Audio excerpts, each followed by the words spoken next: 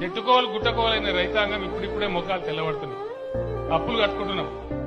ఇంకొక 10-15 ఏళ్లు రైతు బంధు కరెంటు ఇదంతా ఇస్తే ఎక్కడో అక్కడ మంచిగా అవుతారు.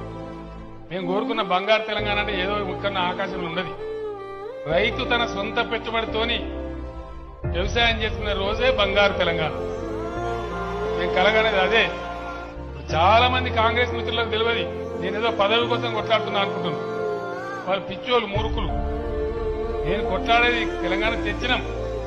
ఖచ్చితంగా పేదరిక నిర్మూలన జరిగే తెలంగాణ కావాలి.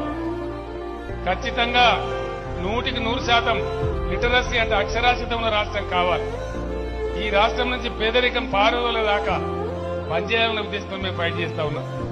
నేను ఆల్రెడీ ముఖ్యమంత్రి అయినా, ఒకసారి కాదు మీ దయ వల్ల 2 సార్లు అయినా. ఇంకా నాకేదో పదవి కాదు. ఇక్కడ తెలంగాణ రాష్ట్రం ఇండియాలో నంబర్ 1 కావాలి అన్నిట్లలో కూడా. ఆ కమిట్మెంట్ తో